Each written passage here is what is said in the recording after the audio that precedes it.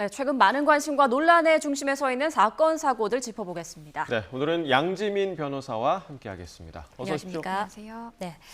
자, 먼저 유튜버 쯔양 어제 늦은 밤 자신의 법률 대리인과 함께 유튜브 라이브 방송을 했는데요. 최근 논란이 된 각종 의혹들에 대해서 좀 이야기를 했다고요. 그렇죠. 왜냐하면 본인이 처음 이제 라이브 방송을 통해서 내가 지난 4년 동안 이제 전 남자친구, 전 소속사 대표로부터 굉장히 좀 폭행도 당해오고 많은 돈을 갈취당했다. 이런 사실을 고백한 이후에 그리고 이제 많은 유튜버들로부터 협박을 당했다라는 이야기가 함께 알려지게 됐고 그 이후에 이제 해당 당사자로 지목된 일부 유튜버들 같은 경우에 본인의 입장 표명을 굉장히 적극적으로 했습니다. 사과의 의미를 담아서 동영상을 만들기도 했지만 본인은 그런 적이 없다라고 굉장히 부인을 강하게 하는 몇몇 사람도 있었어요. 그런데 이제 쯔양 측에서 보다 보니까 그런 것들이 사실과는 좀 많이 다른 해명들이 많다라고 느낀 것 같고 그러다 보니까 그러한 것들을 이제 사실관계를 바로잡기 위해서 관련 해당 증거라든지 받은 이메일 그리고 비공개로 본인에게 전송된 어떠한 동영상이라든지 이런 것들을 공개를 하면서 사실상 이 가해자들로 지목된 사람들이 내놓은 해명은 사실이 아니다. 이런 취지의 라이브 방송을 했습니다. 네, 지금 방금 말씀해 주신 대로 어제 라이브 방송에서 쯔양이 유튜버의 협박 정황이 담긴 증거를 공개하기도 했는데요. 화면 함께 보시겠습니다. 근데 며칠 전에 이 텔레그램을 통해 익명의 제보자에게 굉장히 충격적인 제보를 받았어요. 무슨 내용이냐면 이제 쯔양이 어떤 방식으로 얼마를 탈세했는지 아주 상세하게 적은 제보였습니다. 현재 그 제보자가 보내준 이제 다른 제보 내용도 같이 취재를 하고 있는데요. 그거는 이제 오늘 제가 이제 처음으로 공론화시킨 탈세보다 100배는 심각한 내용입니다. 이제 해당 영상은 그때 당시에 구재영님이 이제 저를 이제 협박을 하기 위해서 보낸 일부 공개 영상이었어요. 네, 자 유튜버 구제혁은 얼마 전에 검찰에 자진 출석을 했고 본인이 이제 협박을 한 내용을 지금 부인하고 있는 그런 상황인데 어제 지금 공개된 이 영상을 보니까 뭔가 이게 협박이 아니면 뭘까라는 싶은 그런 내용이 좀 들어있더라고요. 본인이 내놓은 변명 내지는 해명이 굉장히 궁색해질 수밖에 없는 그러한 이제 증거가 공개됐다라고 볼 수 있겠습니다. 말씀해주신 것처럼 길 가는 누군가를 붙잡고 이 영상을 보여주고 그리고 이제 함께 보내온 이메일 내용을 보여줬을 때 협박으로 느끼지 않을 사람이 과연 누가 있을까라는 생각이 좀 들기도 하고요. 앞서 보여드린 영상의 경우에는 일부 공개 영상입니다. 그러니까 본인이 완전히 대중에게 공개하기 전에 일부 공개 형식으로 내가 이런 영상을 만들었다. 내가 클릭을 하는 순간 이것이 전체 공개가 되는데 내가 오래 기다릴 수는 없으니까 알아서 해라라는 취지의 이제 이메일과 함께 보낸 거예요. 이러한 영상과 이메일을 받아본 쯔양의 입장에서는 당연히 본인이 이제 트라우마처럼 가지고 있을 그 피해, 그러니까 동영상 피해를 떠올릴 수밖에 없고요. 해당 영상에서 또 보신 것처럼 이 유튜버 구제혁의 경우에는 탈세 의혹보다 내가 훨씬 더 심한 어떠한 것을 가지고 있다. 이거는 추후 밝히겠다. 이런 식으로 사실 이야기를 하고 있잖아요. 다른 것이 협박이 아닙니다. 이렇게 본인이 공개되지 않기를 원하는 이러한 것을 가지고 내가 이거 나에게 금전적인 이익이라든지 어떠한 것을 하지 않으면 내가 공개할 거야 라고 하는 것만으로도 쯔양 입장에서는 협박죄 내지는 공갈죄 구성 요건이라고 볼 수 있는 외포심, 공포심을 가질만 하다라고 보이고요. 이번 영상 공개로 인해서 유튜버 구제혁이 지금까지 내놓은 해명은 굉장히 좀 신빙성을 잃을 수밖에 없습니다. 네. 그리고 쯔양 측에 따르면 구제혁에게 자신의 어떤 과거와 허위 사실을 제보한 인물이 다름 아닌 전 소속사 대표 그러니까 전 남자친구의 변호사라고요. 그렇습니다. 이 부분도 굉장히 충격적인데요. 쯔양의 입장에서는 누가 과연 이러한 이제 본인의 약점들에 대해서 제보했는지를 잘은 몰랐던 것 같아요. 왜냐하면 해당 방송을 보면 본인도 어제 알게 됐다 이런 이야기를 하거든요.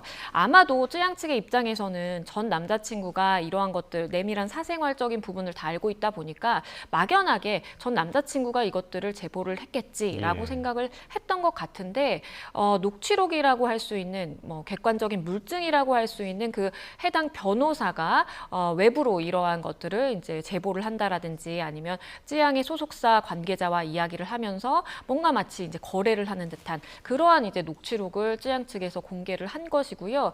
최소한의 변호사의 윤리를 저버린 그런 예. 행위였다라고 이야기를 했고, 쯔양 측 입장에서는 물론 그 전 남자친구와 그 해당 변호사가 굉장히 가까운 관계라는 것을 알고 있었고 본인의 약점에 대해서 그 변호사가 알고 있다라는 사실을 알고 있었지만 설마 변호사가 그런 행위를 할 수 있겠나라는 예. 생각을 했다. 그런데 알고 보니까 그 변호사가 이러한 비밀들을 외부로 유출한 사람이었다라고 밝혔습니다. 자, 그러니까 전 남자친구의 변호사가 이 비밀을 유출을 한 거고 심지어는 쯔양에게 자신이 판매하는 제품 홍보까지 요구했다고 하더라고요. 그렇죠. 변호사로서 이 부분 어떻게 바라보고 계십니까? 저는 개인적으로 이제 변호사로서의 윤리를 저버린 것뿐만 아니라 예. 이것은 형사처벌의 대상이 될 수도 있겠다라는 생각이 듭니다. 왜냐하면 지금 이 해당 변호사와 그 쯔양 측의 소속사의 대화를 녹취를 들으신 분은 아시겠지만 굉장히 유튜버 구제혁이 하는 행동과 유사하거든요. 왜냐하면 본인이 어떠한 정보라든지 이런 것들을 알고 있으면서 다른 것을 요구를 합니다. 그래서 겉에서 봤을 때는 사실은 적법하게 체결된 뭔가 계약서라든지 이런 것들을 만들어 놓지만 실질적으로는 상대방이 약점을 쥐고 흔들면서 그러한 대가를 받는 것이거든요. 예. 협박으로 인해서 내가 어떠한 금전적인 이득을 요구하고 그것에 따라서 내가 금전적 이익을 받았다라고 한다면 공갈죄 성립 검토를 해볼 수도 있는 것이고 예. 더불어서 변호사 윤리적인 측면을 말씀드리면 이것은 변호사들에게 내려지는 변협 차원의 징계에 해당할 수 있습니다. 징계를 충분히 받을 수 있을 만한 사항으로 보이고요. 말씀해 주신 것처럼 본인이 이제 판매하는 예. 그러한 이제 뭐 방향제라든지 이런 것들을 홍보를 해주면 어떻냐라는 이야기를 하는데 그러면서 하는 얘기가 나 복수하고 싶지 않다라는 이야기를 하거든요. 전 남자친구가 사망을 하면서 나에게 남긴 유서가 있는데 이거 가지고 내가 사실은 복수를 할 수도 있지만 하고 싶지 않다. 그러니 이 판매에 홍보를 도와달라라는 취지이기 때문에 그 맥락을 좀 파악을 한다면 사실상 이로 인해서 쯔양 측이 굉장히 좀 심리적인 압박 내지는 이제 공포심을 느꼈다고 볼 수 있겠습니다. 예. 네. 말씀하신 것처럼 이제 실제 처벌이 가능할 수도 있는 그런 사안으로 보이는데 이 대한변협이 이 해당 변호사에 대한 조사를 요청하는 이제 제3자 신고가 접수돼서 이제 직권 조사를 실시하기로 했다고요?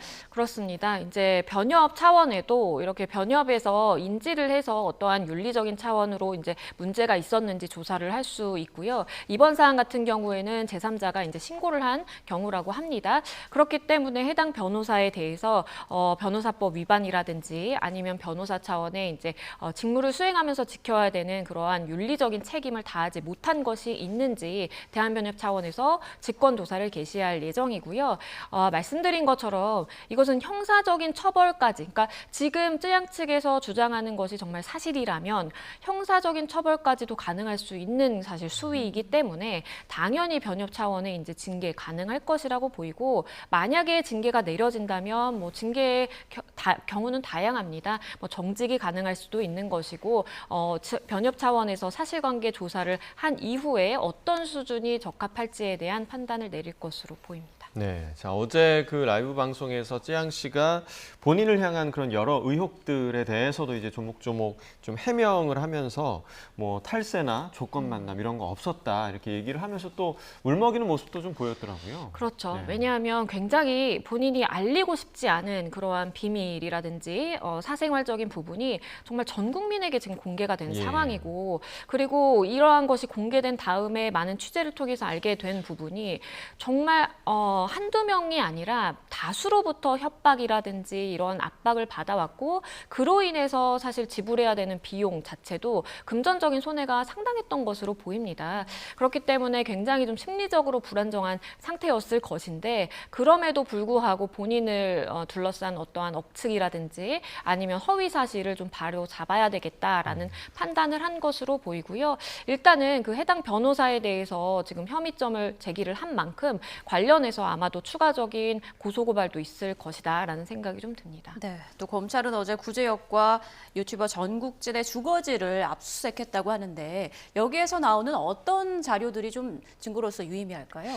일단은 그 구제혁의 경우에는 유튜버 구제혁의 경우에는 본인이 검찰에 가서 뭐 일명 본인이 황금폰이라고 주장하는 이러한 증거들을 다 서울지검에 제출을 하고 왔다라고 지금 알려지고는 있는데요. 일단은 그것도 본인이 이미 제출 형식으로 수사기관에 이제 제출을 한 거다 보니까 그 해당 휴대전화에 대해서도 당연히 이제 포렌식이라든지 녹취록 분석이라든지 이런 것들이 들어가겠지만 그 외에 다른 증거들이 핵심 증거가 있을 수 있거든요. 네. 그렇기 때문에 주거지에서도 역시 또 다른 휴대전화의 존재가 없는지 만약에 있다라면 추가로 확보할 수 있겠고요. 더불어서 이 사람들은 유튜브 방송을 하는 사람들이잖아요. 그렇기 때문에 본인이 유튜브 방송을 하는 어떠한 뭐 노트북이라든지 컴퓨터가 있을 것이고 그 하드디스크에 굉장히 많은 정보들이 들어가 있을 겁니다. 만약에 고의로 이러한 것들을 증거인멸이나 아니면 훼손을 하지 않았다라고 한다면 충분히 압수수색의 대상으로 포함이 돼서 이런 부분에 대한 증거 분석을 하게 될 것으로 보입니다. 네. 자, 저희 이제 다음 주제로 좀 넘어가 보겠습니다. 관련 영상 보고 저희 대담을 이어가겠습니다.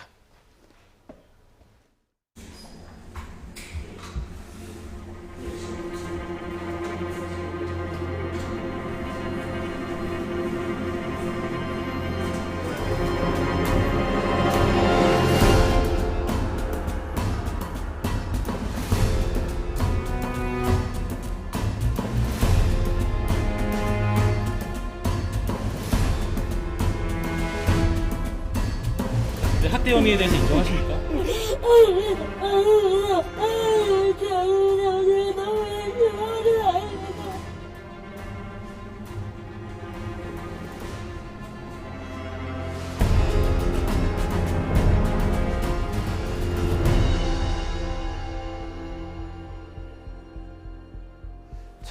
며칠 전에 이제 경기 양주시의 한 태권도장에서 5살 남자아이가 심정지 상태로 발견됐다라는 안타까운 소식을 전해드렸는데 일단은 이 얘기를 들어가기 전에 이 아이의 상태가 지금 좀 어떤 상태입니까? 굉장히 안타깝게도 호전되지 못하고 있는 상황입니다. 예. 며칠 전에도 이 피해 아동의 어머니가 본인의 SNS에 글을 올리기도 예. 했는데요.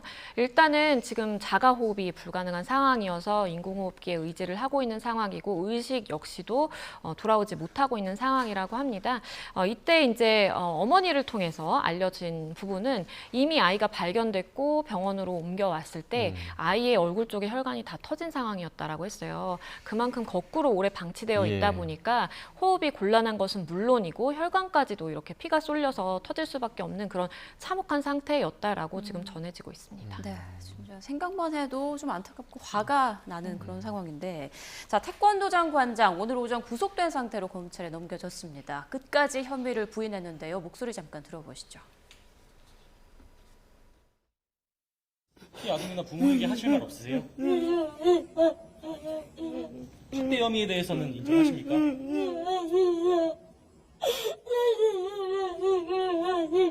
선생님 말씀이 잘 안 들리는데 학대 혐의에 대해서 인정하십니까?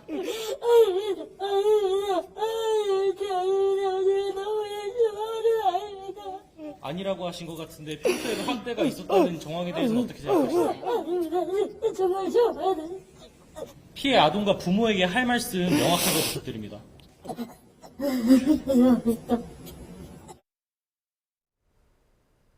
네, 오늘 오전 상황이었는데요.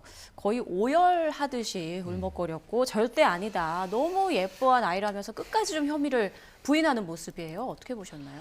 아마도 그러니까 본인은 학대의 고의가 없었다라는 이야기를 하고 싶은 것 같아요. 그런데 이제 학대 여부를 판단함에 있어서 본인의 진술에 따라서 고의 여부를 판단하게 되는 것은 아니고요. 객관적으로 봤을 때 이것이 학대로 볼 수 있겠느냐. 그리고 그러한 학대를 정말 내가 과실로 인해서 한 것이 아니라 수차례 반복적으로 만약에 이루어져 왔고 그러한 행위에 대해서 본인은 고의가 없었다고 주장할지언정 객관적으로 봤을 때 고의를 유추를 할 수 있다라고 한다면 충분히 추측할 수 있다라고 한다면 그렇다라면 고의 성립에는 사실 문제가 없는 것이거든요. 일단은 본인이 처음에 이제 이 사건이 알려졌을 당시에도 나는 어떠한 뭐 혼내거나 체벌하거나 그런 것이 아니라 장난으로 그런 것이다. 그리고 지금 오늘 본 입장에서도 내가 너무 예뻐하는 아이였다. 행동이었다라고 이야기를 한 것을 보면 아마도 본인은 내가 고의로 이렇게 학대하고자 한 것은 아니었다라는 것을 좀 강조하기 위한 것으로 보입니다. 네, 저 오열과 울음의 의미를 도저히 좀 이해할 수가 없는 그런 상황인 것 같은데 또 관장이 CCTV를 삭제했잖아요. 그것과 관련해서는 무서워서 그랬다 그렇게 진술했다고 하더라고요. 그렇죠. 그러니까 이게 사실 객관적으로 이 행위를 보고 분석을 하는 그 시각과 본인이 하는 이야기, 진술과는 굉장히 좀 거리가 있어 보입니다. 예. 왜냐하면 아이가 심정지 상태에서 병원으로 본인이 급하게 옮겼고 그때 당시 심폐소생술을 하고 있는 상황이었어요. 그러면 내가 어쨌든 그 고의를 가지고 있었는지 여부를 떠나서 행위를 어쨌든 한 사람이고 그러한 상황을 발생시킨 발단의 이제 주체라면 사실상 거기에 거들어서 아이를 어떻게 좀 살피고 아이가 심장이 어떻게 다시 뛰게 할 수 있는지 이런 것들을 옆에서 지켜보거나 아니면 거기에 이제 행동을 보태는 것이 맞죠. 이것이 상식에 부합하는 것이고 그때 갑자기 CCTV를 떠올려서 현장으로 다시 와서 층도 심지어 다릅니다. 거기에 와서 CCTV를 삭제했다라는 것이 단순히 무서워서 이런 행동을 했다라기보다는 본인이 어떠한 숨기고 싶은 본인의 행위, 그러니까 객관적으로 내가 판단받았을 때 문제가 될 만한 그러한 문제의 소지 행위가 있다는 것을 본인이 인지했고 그러한 부분에 대해서 삭제를 하기 위해 장소까지 이동해가면서 적극적으로 CCTV를 삭제했다라고 객관적으로밖에 해석이 되지 않는 것 같습니다. 네, 이 관장이 CCTV 영상을 지웠지만 그 CCTV 영상이 이제 다시 복구되지 않았습니까? 사건 당시 상황이 좀 많이 담겨 있다고요. 그렇죠. 왜냐하면 처음에는 이 사건이 알려졌을 때 아이를 매트에 돌돌 말아서 한 10분 동안 방치했다. 뭐 이렇게 알려졌는데 포렌식을 해서 CCTV 이제 시간이라든지 이런 것들을 다 체크해 보니까 20분 가량 아동이 더 사실 방치가 되어 10분이 있었고요. 아니라, 예. 맞습니다. 10분과 20분의 차이는 굉장히 큽니다. 그렇죠. 성인이라고 하더라도 매트에 돌돌 말아서 거꾸로 매달린 상태에서 20분을 있으라고 하면 누가 사실은 그걸 쉽게 견딜 수 있을까요? 그런데 이제 그것에 대해서 저항할 수 없는, 저항할 힘이 없는 이 5살 어린 아동에 대해서 그런 행위를 20분 동안 방치했다라는 것은요, 학대의 중요한 정황으로 볼 수 있겠고요. 더불어서 지금 CCTV 분석 결과 이렇게 매트에 돌돌 마른 행위뿐만 아니라 추가적으로 그러니까 폭행, 학대 사실이 지금 드러나고 있다라고 전해지고 있습니다. 만약에 이것이 사실이라고 한다면 본인이 부인하고 있는 이러한 학대 고의에 대해서 고의성이 있었다라고 명백하게 볼 수 있는 그러한 정황 증거들의 하나가 될 수 있겠습니다. 당연히 의도성을 의심할 수밖에 없는 그런 CCTV의 장면이 아닐까 좀 생각이 되고요. 또 이제 태권도장에 다니던 다른 그런 아동들을 학대한 혐의로도 3건이나 피소가 됐다고 하는데 앞으로 피해자가 더 나올 가능성도 좀 있을 것 같아요. 그렇죠. 왜냐하면 이 이제 사건이 처음 알려진 이후에 한 아이의 어머니가 내가 생각을 해보니까 아이가 태권도장에 갔다 와서 온몸이 멍투성이가 된 적이 있었다. 그래서 이제 아이에게 구체적으로 이야기를 물어보니까 선생님이 여기도 때리고 저기도 때렸다라는 진술을 했다라고 해서 사실은 학대 혐의가 추가가 됐었죠. 그런데 지금 그 상태에서 이후로 이제 2명의 아동이 더 이제 피해 사실을 호소하고 있다라고 지금 전해지고 있고요.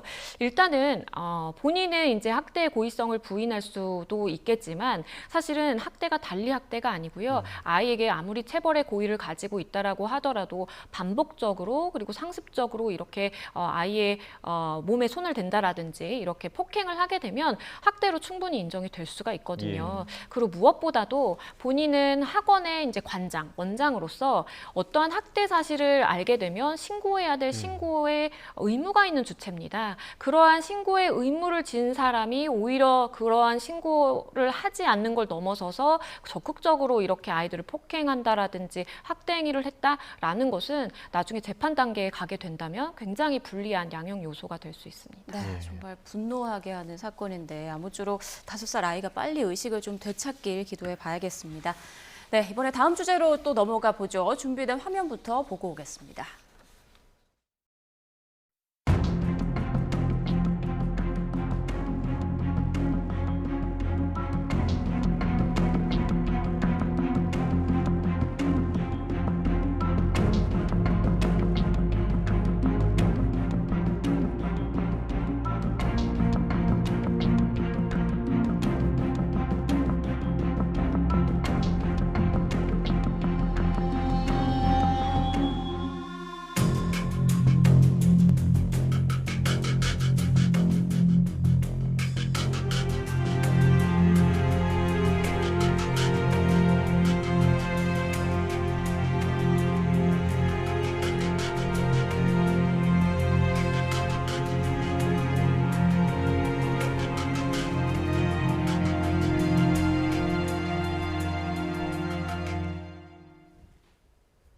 이번에도 화가 나는 소식이 아닐 수 없습니다. 정명석과 허경영 모습 보셨는데요. 자, 먼저 여신도들을 강제추행하고 성폭행한 혐의로 1심에서 중형을 선고받았던 JMS 총재죠. 정명석 씨. 추가로 기소된 재판에서도 혐의를 부인했다고요. 그렇습니다. 그러니까 우선은 지금 항소심에 올라가 있는 재판이 하나 있어요. 그러니까 홍콩 국적의 여성을 강간을 하고 추행을 하고 그리고 이제 더불어서 23명의 피해자가 더 있는 그런 사건이거든요. 1심에서 징역 23년 선고를 받고 항소심에 올라가 있는데 그런데 이제 또 다른 사실은 재판을 받게 돼야 되는 겁니다. 왜냐하면 피해자가 나중에 알고 보니까 더 있는 거예요. 예. 그래서 지금 일단은 피해자 2명이 더 있다라고 알려지고 있고 다른 여신도 2명이 주장을 하기로는 나 역시도 비슷한 상황입니다. 뭐 성폭행을 당하고 그리고 강제로 추행을 당하고 이러한 사실을 이제 호소를 하고 있는 상황이고요. 그런데 이제 일단 이 정명석의 경우에는 이 추가적인 여신도 2명에 대해서 나는 신체적인 접촉을 한 적도 없고 만약에 접촉을 했다라고 하더라도 본인들이 원해서 한 것이다라는 취지의 주장을 하고 있습니다. 네, 자 방금 말씀해주신 부분, 그러니까 일단은 혐의를 굉장히 부인을 했는데 설사 그게 인정이 되더라도 피해자들이 한거불능 상태였다. 그러니까 성적 자기 결정권에 의해서 본인들이 선택한 것이다. 이렇게 얘기한 게 지금 이 성립이 되는 겁니까? 그러니까 이거는 철저하게 이제 법률적인 이유에서 이렇게 주장을 하는 것입니다. 왜냐하면 지금 기소된 공소사실 자체가 지금 중간간이 들어가 있거든요. 네. 중간간죄의 경우에는 우리가 일반적으로 강간죄의 경우에 폭행이나 협박을 수단으로 해야 됩니다. 그런데 지금 이렇게 어떻게 보면 본인들의 교주 아니에요. 굉장히 좀 존경할 만한 그런 사람으로 생각을 했던 사람이기 때문에 굳이 정명석이 이러한 추행행위라든지 강간행위를 하면서 뭐 폭행을 한다라든지 협박을 할 필요가 없었던 겁니다. 단순히 정신적으로 세뇌를 시켜서 가스라이팅을 통해서 충분히 이러한 행위를 할 수 있었던 거죠. 그렇기 때문에 그런 경우에는 중간간죄가 성립할 수 있거든요. 예. 중간간죄의 경우에는 내가 심신상실이라든지 아니면 한거불능의 상태에서 이러한 피해를 당하게 되면 성립하는 것입니다. 그렇기 때문에 이 정명석의 입장에서는 그 여신도들이 뭔가 가스라이팅이라든지 세뇌를 당해서 한거불능의 상태가 아니라 본인들이 말 그대로 저항을 하지 않은 것이다. 본인들이 원해서 한 것이다. 라고 주장을 하는 것이고요. 이것은 본인의 이제 혐의를 벗기 위해서 철저하게 계산된 그러한 진술로 보입니다. 네. 허경영 국가혁명당 명예대표 역시 신도를 성추행한 혐의로 고소를 당했죠. 그렇습니다. 이 사건 역시 이제 뭐 지난 4월에, 그러니까 어쨌든 허경영을 둘러싼 이 사람들의 역시도 굉장히 뭔가 종교적으로 따르는 그러한 이제 집단 공동체이다 보니까 어떤 폭행 협박으로 인해서 이러한 성비위가 발생한 것이 아니라 사실상 이제 정신적인 세뇌를 통해서 이런 혐의 사실이 실제 실행됐던 것으로 보여요. 그렇기 때문에 지금 이제 기소된 혐의, 그러니까 지금 받고 있는 혐의 자체도 사실상 원래는 공중 밀집 장소의 추행이었다가 준강제추행으로 이제 바뀌게 된 것이고요. 어떠한 폭행 협박을 동반한 것이 아니라 단순히 이렇게 하면 뭐 병이 나을 수 있다. 아니면 이렇게 하는 것이 신과 더 가깝게 되는 것이다. 라는 취지로 사실은 여신도들을 계속해서 세뇌를 시키면서 이러한 행위를 한 것으로 지금 수사기관은 보고 있습니다. 네, 지금 그 말씀해주신 그 혐의가 바뀐 이유는 좀 어디에 있을까요? 일단은 처음에는 이제 공중 밀집 장소 추행으로 이제 기소를 하는 예. 것으로 가닥을 잡았었는데 왜냐하면 공중 밀집 장소 추행의 경우에는 그러한 장소적인 특성을 이용해서 이제 추행을 하는 거예요. 그렇기 때문에 우리가 흔히 떠올렸을 때 뭔가 지하철이라든지 뭐 이런 데서 이제 추행이 발생하면 적용할 수 있는 것인데 예. 형량 자체는 이 준강제 추행보다 훨씬 낮거든요. 예. 그렇기 때문에 수사기관에서는 좀 엄단의 의지가 있는 것 같아요. 예. 그러다 보니까 훨씬 법정형이 높다라고 볼 수 있는 준강제추행죄에 이제 적용을 하는 것으로 혐의를 변경을 했고요. 왜냐하면 실질적으로 이제 정명석이라든지 허경영 모두 어떠한 신도들에게 이렇게 정신적으로 세뇌를 하면서 했다라는 것 자체가 한거불능하도록 한 것으로 볼 수가 있기 때문에 준강제추행죄 충분히 성립 가능하다라고 수사기관은 판단한 것 같습니다. 네, 허경영 대표 오늘 오후 2시 40분쯤 그러니까 잠시 뒤에 이제 혐의와 관련해서 입장을 밝힐 밝힌다고 하는데 어떤 입장을 밝힐까요? 근데 이렇게 뭐 교주의 역할을 하는 그러한 사람들의 경우에는요, 외부로 메시지를 전달하는 것도 굉장히 중요하지만 본인 내부의 체제를 더 이제 결집하고 강화하기 위해서 그렇기 때문에 사실 보여주는 식으로 이렇게 입장 발표를 하는 경우도 많습니다. 그렇기 때문에 아마도 본인은 이제 결백하다라고 이야기를 할 것 같아요. 그러면서 이렇게 추행이 아니라 내가 이러한 신체적 접촉의 경우에는 뭔가 신의 뜻에 따라서 한 것이다라는 취지로 신도들에게 실질적으로 보내는 그런 메시지에 대해서 이야기하지 않을까 싶습니다. 네, 그러니까 이제 내부 결속을 다지는 그런 메시지가 나올 것이다 이렇게 전망을 해주셨고 어떤 입장이 나올지 좀 주목을 해봐야겠습니다. 자, 마지막 주제도 좀 간략하게 짚어보겠습니다. 최근에 이게 20년 전에 벌어졌던 밀양 여중생 집단 성폭행 이게 다시 이제 문제로 불거졌고 재조명이 됐었는데 충주에서도 비슷한 사건이 있었나 봐요. 굉장히 닮은 꼴 사건이라고 예. 볼 수 있겠습니다. 2020년 10월에 있었던 일인데요. 이 미성년자 한 9명 정도가 고등학교 시절에 예. 후배, 1년 후배라고 볼 수 있는 이제 여학생을 실제로 이제 간음 행위를 합니다. 공동으로 했기 때문에 굉장히 재질이 나쁘다라고 볼 수 있고 밀양 그 성폭행 사건의 경우에도 집단으로 이런 일이 발생했잖아요. 마찬가지로 충주 여중생 집단 성폭행 사건의 경우에도 가담자가 무려 9명이라는 것만 보더라도 예. 얼마나 정말 참혹한 성범죄의 사건인지를 가늠할 수 있습니다. 네, 예. 이제 어제 항소심이 열렸는데 재판 결과가 뒤집혔다고요?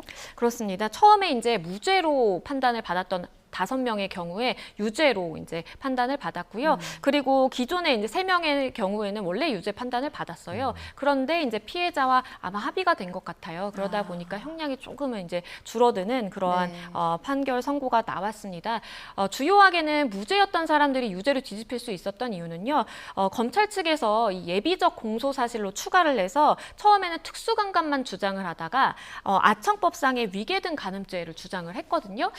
그런 결과로 이제 뒤집힌 것으로 보이는데, 그러니까 실제로 특수강간의 경우에는 폭행 협박이 동반이 돼야 되는데 이 아청법상의 위계 등 간음은 어떠한 내가 선배라는 위력, 그러니까 내가 맘대로 하지 못할 것 같은 그런 압박감만 있더라고 하더라도 위력에 의해서 성범죄를 저지른 것으로 되기 때문에 유죄 판단이 가능하거든요. 그래서 이거는 수사기관에서도 예비적 공소사실 추가를 굉장히 좀 재빠르게 잘 한 사례로 보이고요. 그러한 결과 이렇게 5명에 대해서도 혐의의 책임을 물을 수 있게 됐습니다. 네, 그러니까 가해자가 많기 때문이기도 한 것 같고 항소심에서 이렇게까지 뒤집히는 그러니까 다른 결과가 나오는 게 좀 이례적입니까? 어떻습니까? 일단은 만약에 이러한 예비적 공소 사실을 추가하지 않았다라고 한다면 특수강간죄에 대해서는 여전히 무죄가 나왔을 가능성이 예. 있습니다. 그런데 수사기관에서 1심 판결 선고를 받아보고 그러게 이제 폭행이라든지 뭐 협박이 동반되진 않았구나라는 것을 이제 판단을 해서 그렇다면 이거는 위력에 의한 것이다라고 판단을 이제 바꾼 그러한 것이 주요하게 작용한 것으로 보이고요. 그 덕분에 사실은 이 무죄에서 유죄로 바뀐 그 사람들의 경우에는 비록 이 집행유예 판단을 받기는 했지만 예. 그럼에도 불구하고 유죄 판단을 받을 수 있었습니다. 네, 뭐 형이 너무 약한 게 아니냐 이런 지적도 나오고 있는데요. 이런 사건들 제발 다시 발생하지는 않았으면 하는 바람이 있습니다. 네, 지금까지 주요 이슈들 양지민 변호사와 함께 짚어봤습니다. 고맙습니다. 감사합니다.